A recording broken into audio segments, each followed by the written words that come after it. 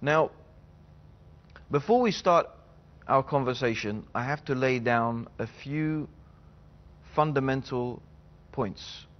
Some issues that we all have to agree on. If we don't agree on these issues, you can turn off the TV now, because there's not going to be any point in this discussion if we don't agree on a few basic fundamentals. So the first basic fundamental that we have to agree on is this: that the world in which we live and this universe in which we live is real. The sun is real, the trees are real, the air is real, and this is a real world.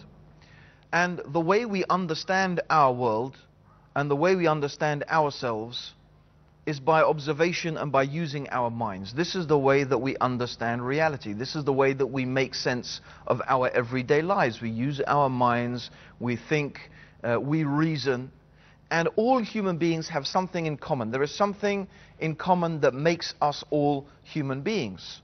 There are certain physical features we have, but there are also certain mental features and ways of perceiving reality that we share. That's common to our humanity. So one of these things is what we call common sense. We can call it common sense, or the ability to reason. And there are certain things that we all agree upon. And no two human beings would differ, except that if that person differed about this, we'd say, that guy's crazy, that guy's mad. He doesn't, his brain isn't working properly. So one of the things we all, for example, let's take an example. One of the things that we all agree about is this: that the part of something is less than the whole of a thing.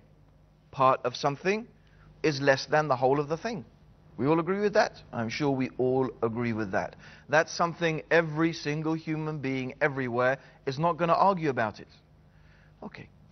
Another thing that all human beings can agree about, to give another example of something that we can all agree about, is that we don't find something coming from nothing.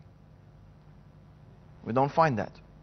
Human beings understand that where we see things working according to laws, working according to patterns, we see things constructed, we know that thing has come from somewhere. How did this universe come into existence?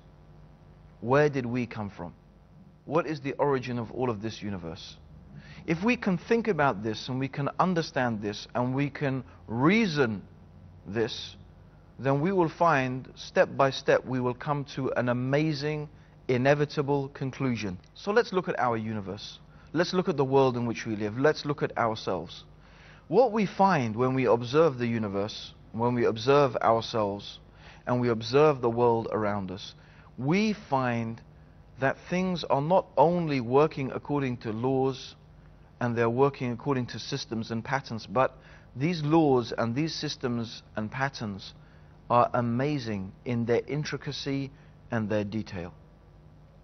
And there are so many examples of this that are evident. Imagine, instead of the Earth rotating on its axis once every 24 hours, imagine instead that the Earth was rotating very, very slowly. And in fact, a day was not a day, but it was what is now equivalent of 30 or 40 years.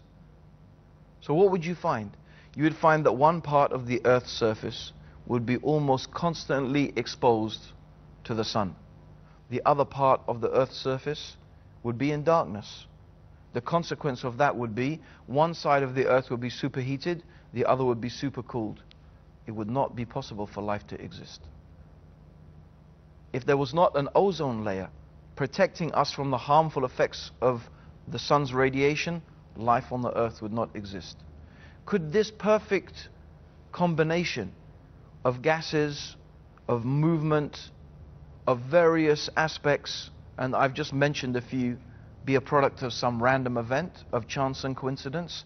Let us, in order to understand this, go back and use what we decided already we're going to use. Let's use our process of reason. Let's use our common human experience.